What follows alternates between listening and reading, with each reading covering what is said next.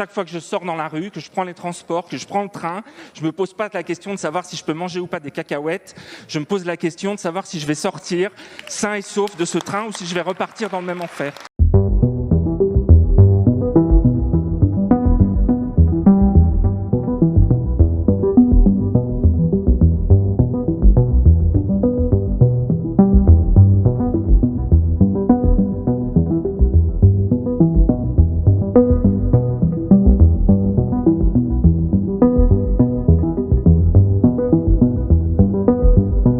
Chers collègues, attention, on est en train de parler d'un sujet qui a fait 130 000 morts, qui a fait des dizaines de milliers de personnes qui, comme moi, et vous savez par quelles étapes je suis passé, qui, comme moi, vont devoir vivre jusqu'à la fin de leur jour avec les conséquences du Covid.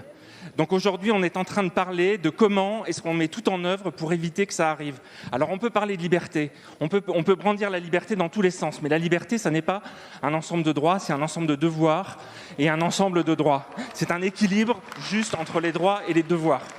Ma liberté aujourd'hui, vous voyez, elle est là, c'est 30 cm de câble et 3 kg de matériel que je porte 24 heures sur 24 jusqu'à la fin de mes jours. C'est ça la réalité, c'est la mienne, et c'est celle de dizaines de milliers de personnes dans ce pays dont la vie a été bouleversée par une épidémie.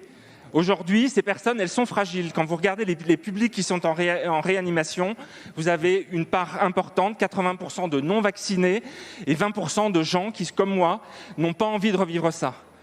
Et je peux vous assurer qu'à aucun moment, je n'ai envie de revivre ça et que chaque fois que je sors dans la rue, que je prends les transports, que je prends le train, je ne me pose pas la question de savoir si je peux manger ou pas des cacahuètes. Je me pose la question de savoir si je vais sortir sain et sauf de ce train ou si je vais repartir dans le même enfer. C'est ça la réalité. Et c'est ça qu'il faut mettre en avant. Alors on peut gesticuler, vous pouvez continuer à gesticuler toute la nuit, mais chacune de vos gesticulations est une insulte aux 130 000 personnes qui sont mortes.